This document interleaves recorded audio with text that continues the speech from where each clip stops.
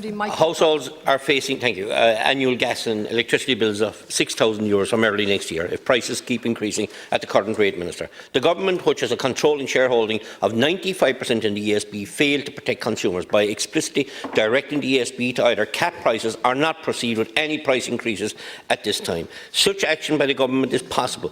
It would have also sent out a clear message to other price-gouging electricity providers, as the ESB is the benchmark price-setting organisation for the electric market in Ireland. The latest Electric Ireland or ESB price rises mean households now face paying an extra €446 a year for electricity and €516 for gas. The reality means that the average electric bill in a three-bedroom semi-detached home in Ireland is now approaching €4,000 per year as we enter the winter 2022-2023 period, according to the price comparison website bonkers.ie. When all increases are considered, households are looking at paying a minimum of €1,100 extra for their electricity bill and over €1,100 more on their gas compared to January 2021.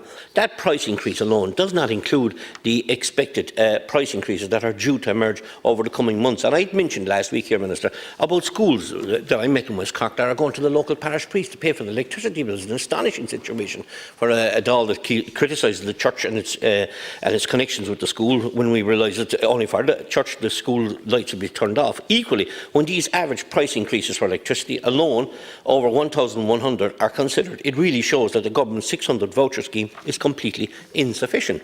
This failure is having a deep impact on the financial sustainability of every household, farm, small business, because of these colossal energy policy failings by the government, which exacerbate a winter of discontent. The best that is being hoped for is that it will be a mild winter. The Irish government has, however, largely sat in its hands when it's compared to other EU states.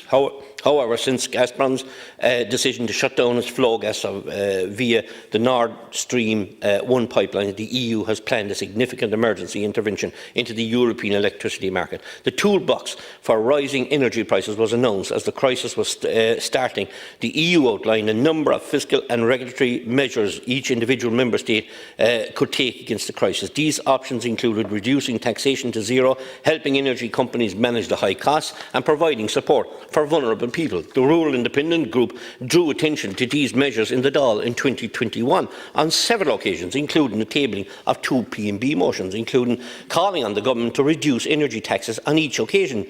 Government TDs voted against easing the financial pain on the consumer and sided with keeping energy bills while at the same time providing absolutely no alternative source of energy supply.